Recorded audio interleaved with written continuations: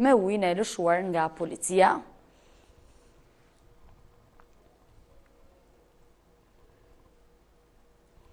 Kryetarja e Lëvizjes Socialiste për Integrim, Monika Kryemadi, dha një tjetër mesazh nga protesta e opozitës duke ju referuar situatës dhe zgjedhjeve. Kryemadi tha se më e rëndësishme për të gjithë është e ardhmja e fëmijëve të shqiptarëve, ndërsa deklaroi se kryeministri Rama nuk do të lejohet të destabilizojë Shqipërinë.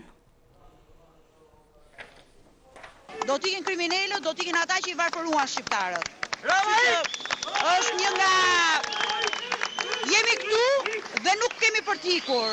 Çfarëdo që të ndodhi në fundit, shtëpinë e mbani Zoti, për shtëpinë kujdesën të Zotit, dhe ajo çka është më e rëndësishme, kjo që është një nga protestat më të mëdha, mjafton të shikosh në të gjitha televizionet, shikon një pjesëmarrje të jashtëzakonshme të qytetarëve dhe përveç se emocionit, ndjen edhe përgjegjësinë për gjithë ata qytetarë që i përgjigjen thirrjes opozitës.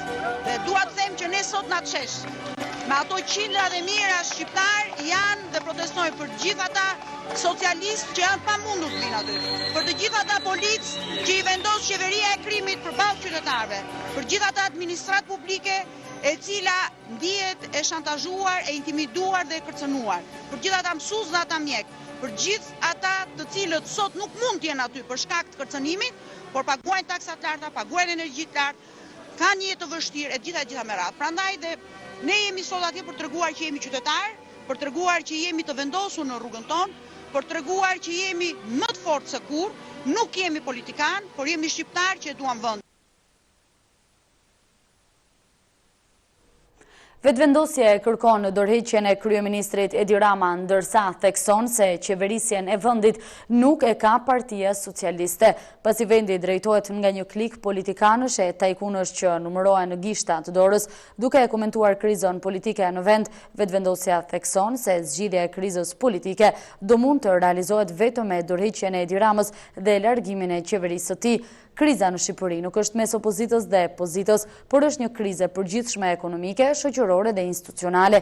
Qytetarët e kanë bërë tashmë të qartë me pjesëmarrjen e tyre nëpër protesta se status quo-ja nuk është më e pranueshme. Sipas vetëvendosja, pushteti në Republikën e Shqipërisë ka abuzuar me mandatin e dhënë nga qytetarët. Shqipëria nuk mund të vazhdojë më kështu. Shqiptarët meritojnë udhëheqje dhe programe përparimtare, ekonomike dhe politike. Le të nisë ndryshimi me një akt emancipues si dorëheqja, thuhet në deklaratën për shtyp.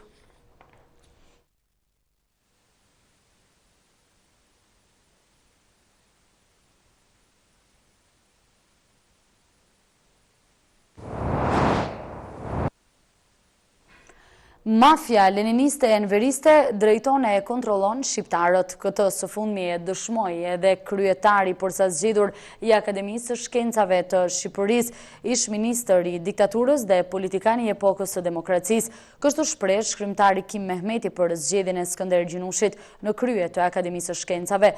Kim Mehmeti përmend edhe incidentin e Gjinushit me gazetaren, duke thënë se ai është një shkencëtar me fjalorin e një rrugaçi.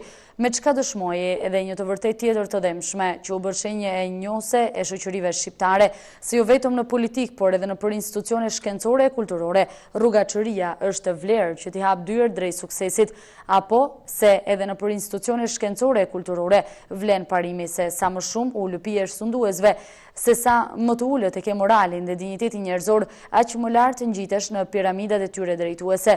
Është kjo deklarata e shkrimtarit Kim Mehmeti në lidhje me krye akademikun Gjinushi, zgjedhja e të cilit është kritikuar nga një grup pedagogësh, gazetare e përfaqësues të jetës publike.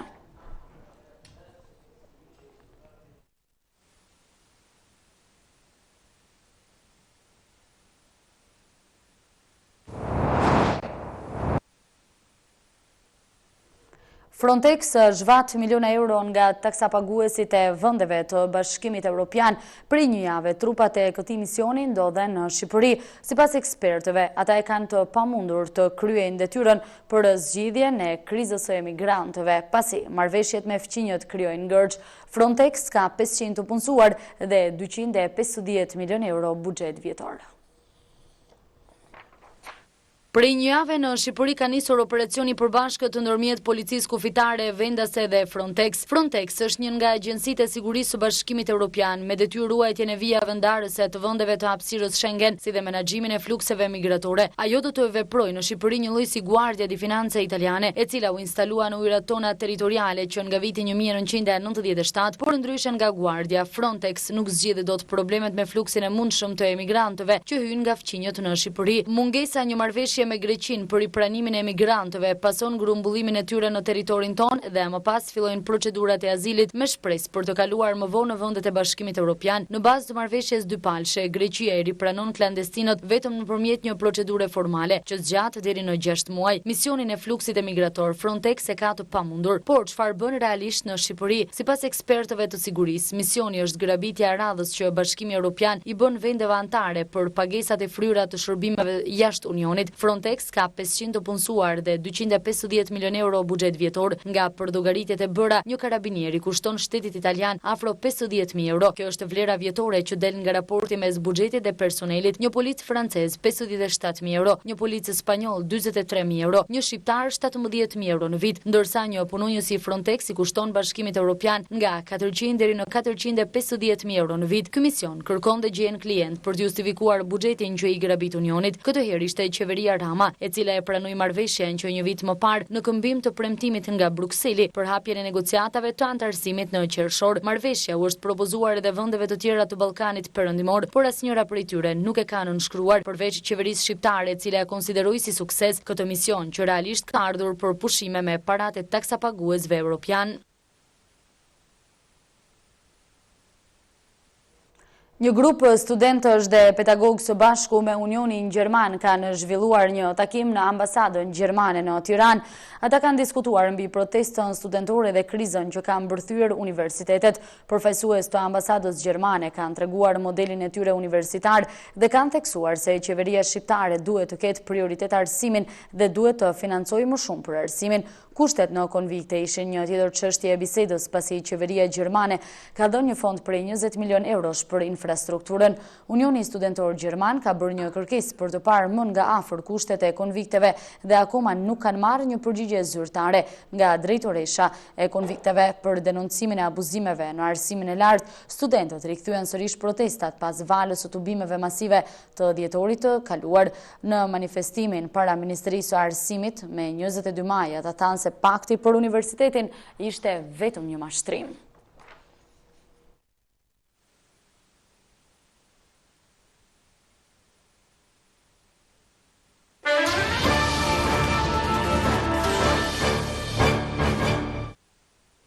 Flasim tani për zgjedhjet europiane, të cilat kanë vënë në presion kampin liberal, ndërsa pritet të shtohen vendet e partive të djata. Këtë të diel votojnë 21 shtete anëtare të Unionit, pasi 7 të tjera e kanë mbyllur procesin. Këtë të diel në ditën e 4 të zgjedhjeve europiane, qytetarët do të vendosin përfaqësuesit e tyre në parlamentin e vetëm ndërkombëtar në botë. Qendrat e votimit janë të hapura në 21 shtete anëtare, duke përfshirë vendet më të mëdha: Gjermani, Francë, Itali, Spanjë dhe Poloni. Të pesta ato së bashku dërgojnë pothuajse gjysmën e të gjithë deputetëve në Parlamentin Evropian, 348 nga gjithsej 751. Deri tani kanë votuar Holanda, Britania e Madhe, Irlanda, Letonia, Malta, Slovakia dhe Republika Çeke. Pasi në to e diela nuk është dita tradicionale e zgjedhjeve, gjithsej 420 milion qytetar kanë të drejtë të votojnë. Bloqet e mëdha të partive politike konsiderojnë vendimtar këtë proces çështje përcaktuese, moment kthese, rrugë që ndahen. Këto ishin sloganet dhe imazhet që u përdorën për fushatën elektorale, janë gjithashtu dramatike. Kandidati kryesor i Demokristianëve, Manfred Weber, dhe kreu i Socialdemokratëve, Frans Timmermans, komisioneri i Bashkimit Evropian nga Holanda, në këtë fushatë zgjedhore ishin të tërë në një mendje për mbrojtjen e demokracive liberale kundër modelit jo liberal të përfaqësuar nga nacionalistët dhe populistët, siç është kryeministri hungarez Viktor Orban. Presidenti francez Emmanuel Macron ndërkaq bën thirrje për një Europë që mbron dhe kërkon reforma të gjëra në fushat sociale dhe politiko-ekonomike. Udhëheqësi i populistëve të djathtë italian Matteo Salvini në të kundërt dëshiron ta zvoglojë rrënjësisht bashkëpunimin në Europë. Si populistët e krahut të djathtë në shumë shtete anëtare të Bashkimit Evropian, ai ndjek moton "Vendi im është i pari". Partia e tij pritet të jetë forca më e fortë në Itali në këtë zgjedhje. Më 26 maj ne ndodhemi para zgjedhjeve vendimtare për kontinentin, thot kryetari i fraksionit të Kristian-Demokratëve në Parlamentin Evropian, Manfred Weber. Jo vetëm Weber, kandidati kryesor i familjes së partive ku merr pjesë edhe ai, por edhe shumë politikanë të kampeve të tjera i kanë deklaruar zgjedhjet për Parlamentin Evropian si zgjedhje që vendosin fatin e Unionit.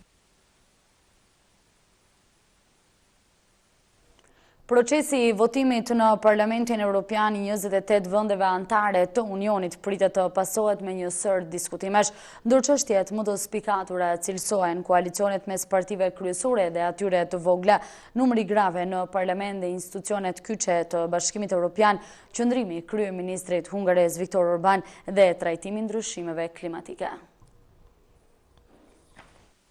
Partitë e qendrës së djathtë dhe të majt kanë qenë vazhdimisht fuqia dominuese në çdo parlament evropian, veçanërisht Partia Popullore Evropiane dhe Socialdemokratët, të cilët gjithmonë kanë arritur të marrin mes tyre mbi 50% të deputetëve. Edhe këtë zgjedhje askush nuk ka përjashtuar ndonjë ndryshim drastik të rendit të vjetër. Ajo çka mbetet me interes për tu parë është diferenca mes partive pro-europiane dhe atyre nacionaliste e populiste, si dhe rritja e partive të vogla, çka mund të jetë një ndryshim historik pasi dy partitë e mëdha nuk janë në gjendje të formojnë një shumicë prej tyre, teksa nacionalistët dhe populistët e krahut të djathtë të Europës, ndryshe nga herët e tjera, këto zgjedhje kanë arritur të gjejnë një bazë të përbashkët falë zëvendës kryeministrit italian Matteo Salvini, i cili prej kohësh përpiqet të krijojë një blok të fuqishëm, të cilin ai e quan Aleanca Europiane për Popullin dhe Kombet, por skandali i Austrisë duket se ka dhënë ndikimin e tij tek nacionalistët, të cilët koalicionin mes të djathtës ekstreme dhe konservatorëve austriak e shikonin si model. Me interes për europianët është edhe qëndrimi që do të mbajë kryeministri hungarez Viktor Orban. Partia Fidesz, të cilit u pezulluan nga Partia Popullore Europiane, mbetet për të parë nëse Orban do të reflektojë mbi retorikën anti-BE dhe do të luftojë për të qëndruar në qendër apo do t'i përgjigjet thirrjes për aleancë të Matteo Salvinit, çka do të ishte një shpërblim i madh për këtë të fundit. Një tjetër çështje që do të rreqë një sër diskutimesh është edhe prania e grave në Parlamentin Evropian, ku çdo palë zgjedhje përqindja e tyre ka ardhur duke u rritur, edhe pse ngadalë, por në mënyrë të qëndrueshme, nga 15% në vitin 1974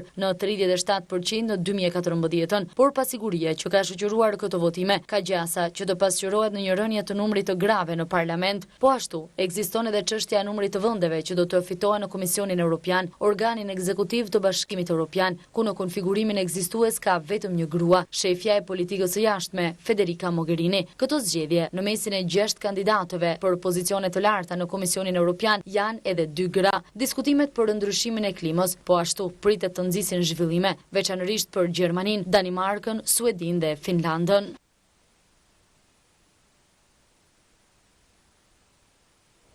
Pas së dorëheqjes së Theresa May të premten garës për postin e kryeministrit në Britaninë e Madhe janë bashkuar 8 zyrtar të njohur. Emri i radhës është ai Michael Gove, i cili konkuronte për këtë post edhe në vitin 2016. Sipas analistëve, gara më interesante shihet ajo mes Gove dhe Boris Johnson, të njohur për qëndrimin e tyre pro Brexit, por njëri mbështet daljen me një marrëveshje dhe tjetri largimin pa një të tillë. Michael Gove është kandidati i 8 që bëhet pjesë e garës për kryeministër në Britaninë e Madhe pas dorëheqjes së Theresa May të premten e kaluar, duke sfiduar në këtë mënyrë ishalatin e tij në votën për lënien e Bashkimit Evropian, Boris Johnson. Duke qenë se të dy emrat janë pro Brexit, është me interes të shihet edhe mënyra se si ata do ta trajtojnë këtë proces, teksa Johnson mbështet largimin e mbretërisë së Bashkimit Brexit, Dominic Raab, ish udhëheqësja e dhomës së përfaqësuesve, Andrea Leadsom, sekretari i jashtëm Jeremy Hunt, sekretari i zhvillimit ndërkombëtar Rory Stewart, sekretari ju risjedhim edhe një herë në vëmendje lajmet kryesore që ju ndoqët. Protesta e 25 maj tërhiqet Rama shtyn datën e çeljes së fushatës. Opozita me 31 maj përballja finale, Basha Ramës nuk ka më këtim pas. Frontex 250 milion euro grabitje misioni Bashkimit Evropian për pushime në Shqipëri.